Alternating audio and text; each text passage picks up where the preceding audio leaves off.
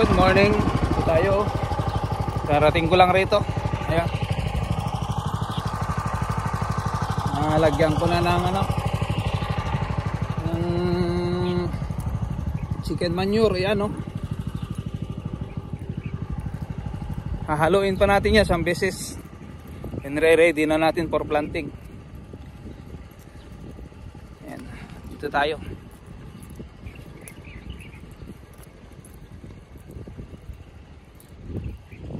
Ayan, alaruhin ko ulit lahat yan. Hahaluin ko lahat yan.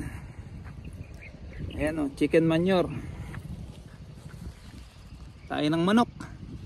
Hahaluin ko yan. Pag ganyan lahat yung araro nyan, 2 beses. Ayan, mag-araro tayo ngayon. Then mamayang tanghali, matutulog ulit. Di bale, ilang araw na lang? 3, 4. O baka 3 araw na lang ako.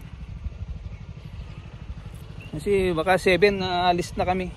Hatid ko sila. Mga gamit, mga pangangailangan, mga gulay, o mga ano na siyempre alam nyo naman doon sa city mahal. Kaya dito lahat manggagaling. Yan. Araruhin ko lahat yan ngayon. Maghapon, kaya lang matutulog tayo sa hapon. Gising ng mga 3 o 4 siguro, tuloy ulit, balik dito mag-araro pag hindi matapos ngayong umaga.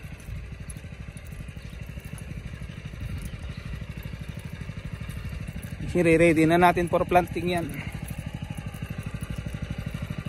Kunin ko lang yung service ko dito, ilalagay ko rito. Kasi yan, patutubigan din natin yung pataning. Yan. Habang iniinit ko yung makina,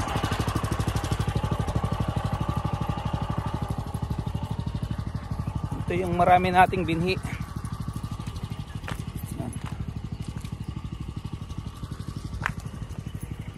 Pero lilinisin ko pa yung yung garden 2. Pag nalinis ko yan, saka natin balikan ito. O yung sa 4 and 5 muna siguro. Kaya lang bahit mga March ko na yun linisin. Ayan, o, patutubigan ko rin to. At yan, patutubigan ko to mga to. Kasi sa Lunes o kaya sa ulit, baka Lunes o Martes saka Sabado ulit ang harvest nito, 2 beses.